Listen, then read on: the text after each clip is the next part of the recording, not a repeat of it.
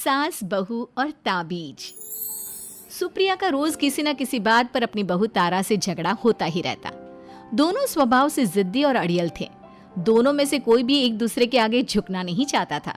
फिर एक दिन, तारा कहाँ मर गई थी तू अभी तक? सुबह से शाम हो गई, घर में इतना काम पड़ा है, ये सब छोड़कर कहाँ मौज मस्ती करने गई थी? आपके घर के सारे काम करने का मैंने ठेका नहीं ले रखा। आप भी तो अपने दोस्तों के साथ किटी पार्टी करने जाती हैं, तब तो मैं आपको नहीं टोकती। अरे मैं तेरी सास हूँ, तू मेरी सास नहीं है। सास है तो क्या मुझे चैन की सांस नहीं लेने देंगी आप? बहुत जबान चलने लगी है तेरी आजकल। आने दे मेरे बेटे को घर पर, फिर देख तेरी कैसे क्लास लगवाती हूँ। आपके पास और काम ही क्या है?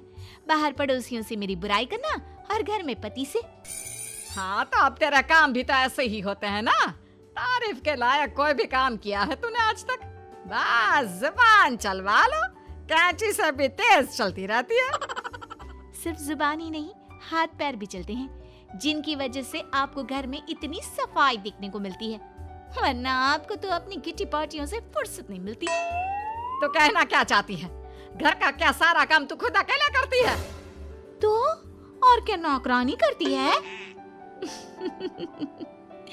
इसी तरह तारा और सुप्रिया में आए दिन लड़ाई होती।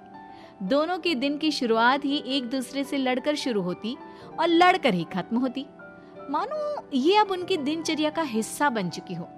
शाम को तारा का पति वैभव घर आता है। वैभव को देखते ही उसकी माँ सुप्रिया उसके पास आती है और कहती है, बेटा वैभव, अच्छा हुआ जो तू आज जल्दी घर आ गया। देख ना, तेरी बीवी सुबह से मुझसे लड़ी जा रही है। माँ की बातें सुनकर वैभव तारा को जोर जोर से आवाजें देने लगता है। क्या हुआ जी, इतना चीख क्यों रहे हो? तारा, तुमने आज फिर माँ से लड़ाई की? अरे लड़ाई मैंने नहीं की, शुरुआत पहले इन्होंने की थी। समझा दीजिए अपनी माँ को। मुझे कहीं भी आते जाते टाइम टोके नहीं, वरना मैं अपना सामान बांधकर मायके चली जाऊंगी। इतना कहकर तारा वहाँ से चली जाती है। ये सब क्या चल रहा है माँ? किसी दिन मैं आप लोगों के चक्कर में जरूर पागल हो जाऊंगा। आप लोग कभी प्यार से क्यों नहीं रहते? अरे वो हमेशा मेरी बातों का उल्टा जवाब देती है बेटा। अब तू ही बता मैं क्या करूं? तो आप उसे ताने मारती ही क्यों है माँ? वाह बेटा वाह, तुझे मेरे ताने दिखते हैं, उसका बात करने का तरीका नहीं दिखता। देखा नहीं वो किस तरह से बात करती है मुझसे। मुझे माफ कीजिए माँ, मुझे आप दोनों के बीच में पड़ना ही नहीं है। आप दोनों ही एक जैसे हो। इतना कहकर वैभव वहां से चला जाता है। वैभव के जाने के बाद सुप्रिया सोच में पड़ जाती है। धीरे धीरे समय बीतने लगता है और एक दिन सुप्रिया को पता चलता है कि उनके गांव में एक महात्मा ठहरे हुए हैं जो वशीकरण करना जानते हैं। तो सुप्रिया भागते हुए उन बाबा का पता ढूंढने निकल पड़ती है। इस बात की खबर जैसे ही तारा को चलती है, वो भी उस बाबा की खोज में निकल पड़ती है। अगले दिन सुबह, आज तारा और सुप्रिया दोनों ही बहुत अच्छे मूड में होती है। ना सुप्रिया तारा को देखकर कोई ताना मारती है, ना तारा अपनी सास से बेवजह उलझती है। दोनों मिल बांट कर रसोई में काम करती हैं। भाई तारा, जरा मुझे वो चाय पत्ती पकड़ाना। ये लीजिए माँ जी, क्या आप मेरे लिए भी चाय बना देंगी? अरे हाँ हाँ, क्यों नहीं। इसी तरह दिन बीतते हैं और दोनों का रिश्ता भी निखरने लगता है। ऐसे ही देखते 3 महीने बीत जाते हैं। आजकल ये मैं क्या देख रहा हूँ? अचानक आप दोनों के बीच इतना प्यार कैसे हो गया? एक दिन था जब कभी माँ आप तारा को ताने देते देते नहीं थकती थी, और तारा, तुम पहले तो कितना उलझती थी माँ से, तो अब ये अचानक क्या हो गया आप दोनों को? अरे यह सब तो एक बाबा का कमाल है, जिसने मुझे ये ताबीज दिया था। सुप्रिया के हाथ में बंधा ताबीज देखकर तारा चौंक जाती है। ये ताबीज तो उस बाबा ने मुझे भी दिया था, आपको अपने वश में करने के लिए। इसका मतलब तू भी उस बाबा से मिलने गई थी? आपकी हरकतों की वजह से ही मुझे जाना पड़ा था। ये सब क्या चल रहा है? मुझे तो आप लोगों की कोई भी बात समझ में नहीं आ रही। सुप्रिया वैभव को सारी बात बताते हुए कहती है, अरे जैसे ही मुझे पता चला कि हमारे गांव में जाने माने तांत्रिक बाबा आए हुए हैं जो वशीकरण करना जानते हैं, तो मैं बिना देरी किए उनके पास चली गई और बहू को अपने वश में करने की इच्छा उनके सामने रखी, जिससे ये मेरी हर बात माने। बाबा, मैं अपनी बहू से बहुत दुखी हो चुकी हूँ। वो मेरी एक बात नहीं मानती। आप कुछ ऐसा कीजिए बाबा जिससे मेरी बहू मेरी हर बात मानने लगे। पहले आप मुझे अच्छे से बताइए, आपको अपनी बहू से आखिर परेशानी क्या है? बाबा वो मुझसे कभी प्यार से बात नहीं करती। मैं उसे एक बात सुनाती हूँ तो वो पलट कर 4 बातें सुनाती है। आप कुछ ऐसा कीजिए ना जिससे मेरी बहू सारी बातें मानने लगे। बाबा सुप्रिया की बातों को ध्यान से सुनते हैं और उसके बाद सुप्रिया को एक काले रंग का ताबीज देते हुए कहते हैं, ये ताबीज तुम्हें अपने गले में पहनना है और जब तक मैं ना कहूँ तब तक इसे उतारना मत। तो क्या इस ताबीज की मदद से मेरी बहू मेरे वश में हो जाएगी? सिर्फ वश में ही नहीं, इस ताबीज के कारण तुम्हारी बहू तुम्हारे आगे पीछे भी घूमने लगेगी। लेकिन बस तुम्हें कुछ काम करने होंगे। कैसा काम बाबा जी? तुम्हें अपनी जुबान पर काबू रखना होगा। उससे जो भी काम करवाना हो हमेशा प्यार से बात करनी होगी। धीरे धीरे वो तुम्हारी मुट्ठी में आ जाएगी। अरे ठीक है बाबा जी, जैसा आप कहेंगे ठीक मैं वैसा ही करूंगी। तारा ये सब सुनकर चौंक जाती है। ऐसा ही कुछ तो मेरे साथ भी हुआ था जब मैं उस बाबा से मिलने गई थी। बाबा जी, मैं अपनी सास से बहुत तंग आ चुकी हूँ। वो हर रोज किसी न किसी बहाने मुझसे लड़ती रहती हैं।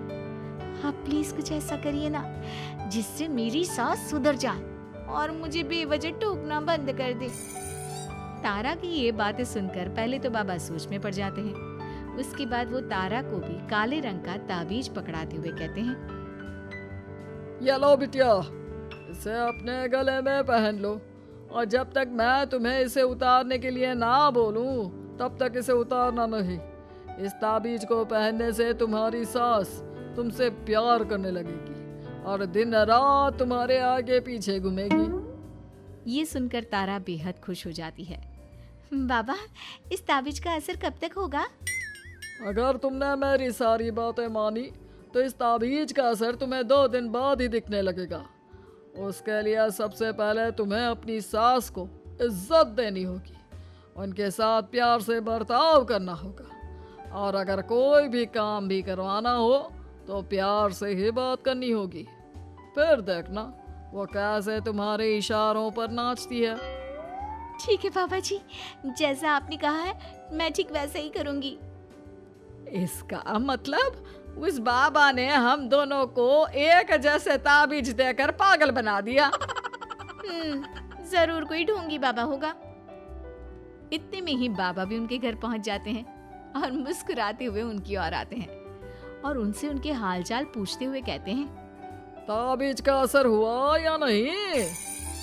बाबा जी, आपने हमें एक ही जैसा ताबीज देकर पागल बनाया है। ऐसा कैसे? ताबीज ने अपना काम तो पूरा ही किया है।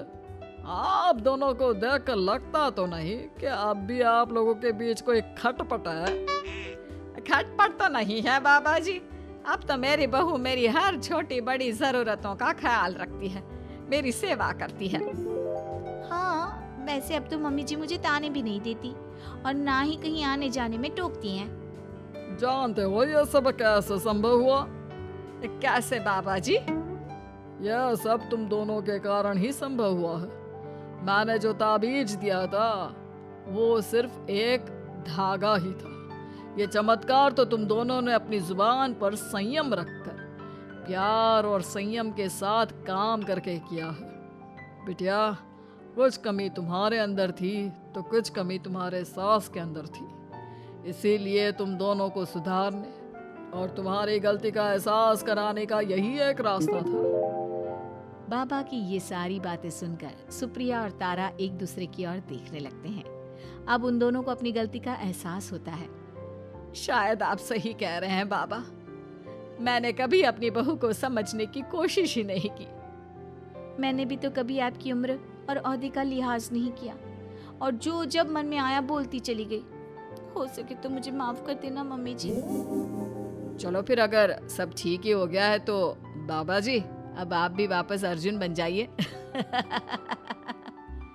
वैभव की बात पर बाबा अपनी नकली दाढ़ी हटाते हैं तो उसे देखकर सास बहू हैरान रह जाती हैं।